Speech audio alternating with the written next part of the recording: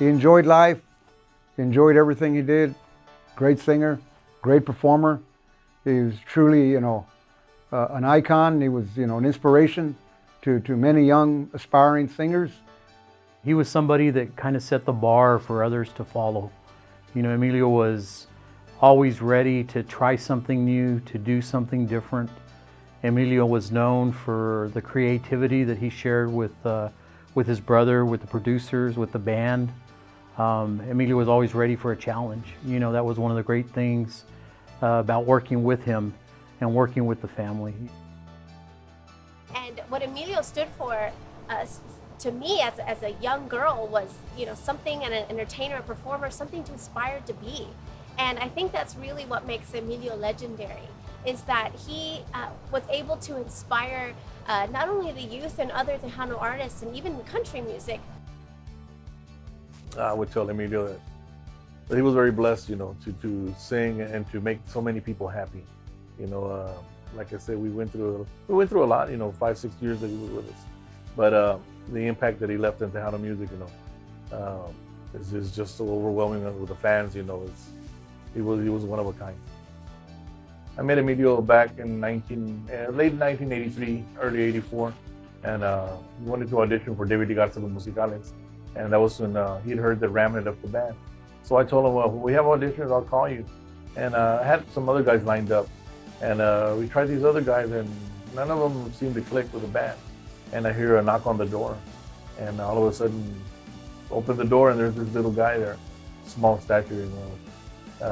And we said, my dad asked me, who's this guy? I said, oh, his name's Emilio.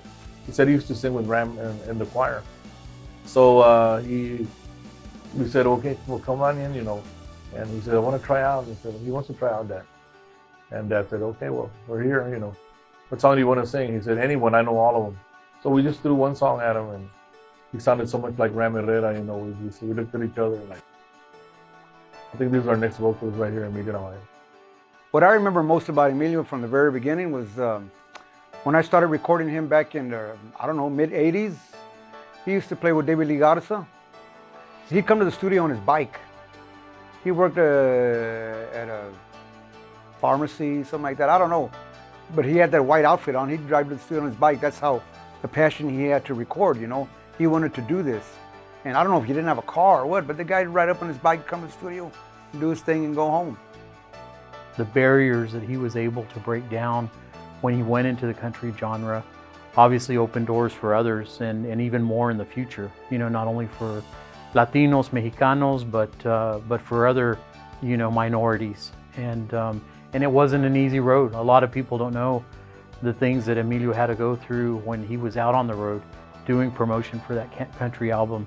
There were a lot of radio stations, a lot of people that weren't ready for a Mexicano, from the South Side in San Antonio to get into that genre, and he was able to crack it. Emilio was a legend here in the States, in San Antonio, but also in Mexico, on both sides of the borders. And that's really something to aspire to be, especially for kids out there that love music and have a passion. And he did that with his music, but also with his heart, with Tejanos for Children and what he did. And that really set the path and a new standard, I think, for not only Tejano artists, but entertainers as a whole.